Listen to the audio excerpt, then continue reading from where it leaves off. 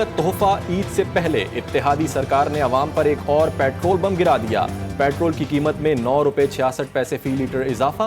Petrol की नई कीमत 289 रुपये 41 पैसे फी लीटर हो गई। डीजल की कीमत में 3 रुपये 32 पैसे फी लीटर कमी। वजारत खजाना के नोटिफिकेशन के मुताबिक नई कीमतों का इतलाक रात 12 बजे से हो गया। ठप हो गया कारोबार, दुकानदारों का 1200 रुपये माहाना टैक्स देने से इनकार। हुकूमत को दुकानों का कंट्रोल संभालने की ऑफर कर दी। कराची, लाहौर, रावलपिंडी, इस्लामाबाद, पेशावर और कोयटा में एडवांस टैक्स की वसूली के लिए रजिस्ट्रेशन आज से शुरू होगी। ताजिर दोस्त स्पेशल प्रोसीजर का इत्तलाक छोटे ताजिरों और दुकानदारों पर होगा। पहली वसूली 15 जुलाई से होगी। नोटिफिकेशन जारी। अपने कपड़े उतार के टैक्स में दे दें। मैं कहता हूँ ये जितने सियासतदान हैं ना, इन सबको एक जहाज में बिठाएं और पाकिस्तान ऐसा हो जाएगा बिल्कुल अलीफ। गरीब इनके खर्चे पूरे कर रहे हैं। आज 1200 जो टैक्स हम देंगे उनकी गाड़ियों का देंगे। इन्होंने कौन सी आयाशी अपनी बंद की हुई है? आवाम की चमड़ी उधेड़ रहे हैं। बस दुकानें आपके हवाले कर देते हैं, आप चलाएं, हम मजदूरी आपके साथ करें। बिजली और गैस मजीद महंगी होगी। कौम पर मजीद टैक्स का बोझ भी डाला जाएगा। हुकूमत ने IMF को नए प्रोग्राम के लिए यकीन दहानी करा दी। महंगाई में कमी तक शरह सूद कम ना करने का भी वादा। तमाम वजारतों को आगाह किया गया है कि आपसे तवक्कुआत क्या है और क्या टारगेट्स है जो आपने अचीव करने हैं। फाइनेंस मिनिस्ट्री है, उसको ये हदफ दिया है कि महंगाई में कमी लेके आनी है, बेरोजगारी में कमी लेके आनी है। शराफिया की बात होती है तो ज़्यादा टैक्स का बोझ भी उन पर डाला जाएगा। और जो पिसे हुए तबकात हैं वो IMF की तरफ से बंदिश नहीं है टारगेट सब्सिडी के ऊपर। वजारतों को IMF के अहदाफ पूरे करने का हदफ। अवाम को जल्द रिलीफ देने का वादा।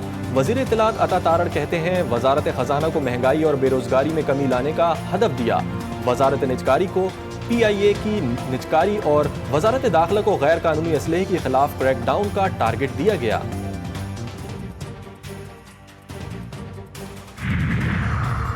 वज़ीर आज़म ने पाक अमरीका तवानाई और ग्रीन अलायंस इक़दाम में ताउन को खुशाइन करार दे दिया। शहबाज शरीफ ने अमरीकी सदर जो बाइडन के खत का जवाब लिखा। पाकिस्तान अमरीका के साथ ताल्लुकात को कलीदी अहमियत देता है और दोनों मुल्क तवानाई, मौसमियाती तब्दीली और ज़राअत समेत दीगर शोबों में मिलकर काम कर रहे हैं। वज़ीर आज़म ने मजीद कहा कि अमरीका के साथ आलमी अमन व सलामती के लिए मिलकर काम करने के ख्वाहां हैं।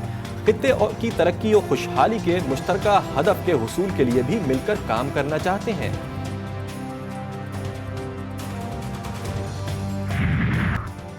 PTI ने सिंध में मैदान खाली कर दिया। 12 सेनेट की नशस्तों पर हिस्सा न लेने का ऐलान। जाली निजाम का हिस्सा नहीं बनना चाहते। तहरीक इंसाफ सिंध के सदर का ऐलान। सूबे में ऐवान बाला की तमाम नशस्तों पर बिला मुकाबला उम्मीदवार कामयाब होने की तवक्को। 10 सीट्स पीपल्स पार्टी, एक मुत्तहिदा और एक आजाद उम्मीदवार फैसल वाडा को मिलने का इम्कान। तहरीक इंसाफ सैन इंतखाबात के बाइकआउट का बहाना बना रही है। सूबाई वजीर शर्जील इनाम मेमन का रद्द-ए-अमल कहते हैं PTI अब भी इलेक्शन लड़ रही है। उन्होंने रिटायरमेंट फाइल नहीं की। उनकी प्रेस कॉन्फ्रेंस बयानबाजी और कहानी से ज़्यादा कुछ भी नहीं। बानी PTI सिर्फ मुल्क में बदअमनी और बेबुनियाद इल्ज़ामात की सियासत चाहते हैं।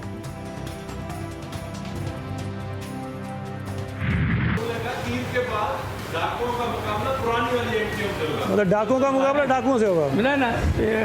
बात ये खालिद मकबूल साहब हमारे लिए रेस्पेक्टेबल हैं। ऐसी बातें ना करें कि जिनका रास्ता उन तक जाकर दोबारा पहुंचे। CCPO कराची का बेटा है। इमरान याकूब मिनास मेरे ख्याल में आप सब जानते होंगे कराची का ही है।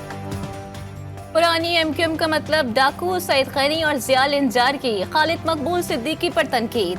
PTI ने नवाब शाह में आसफा भुट्टो की फतह को मुतनाज़ा बनाने की कोशिश की। जाली रहनुमाओं की प्रेस कॉन्फ्रेंस, उम्मीदवार को इख्वा करने के इल्ज़ामात मुस्तरद। गवर्नर सिंध को भी काम से काम रखने का मशवरा।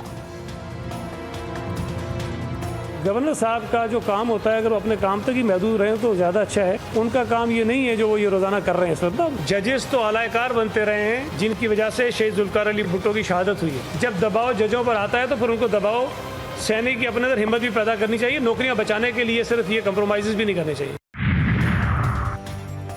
कराची में एक और पेट्रोल पंप पर दिन दिहाड़े डकैती। राशिद मिन्हास रोड गुलशन इंजमा में मोटरसाइकिल सवार 3 मुल्ज़िमान ने कैशियर को लूट लिया। पेट्रोल पंप अमले की फायरिंग पर मुल्ज़िमान फरार। CCTV फुटेज मंजर आम पर आ गई।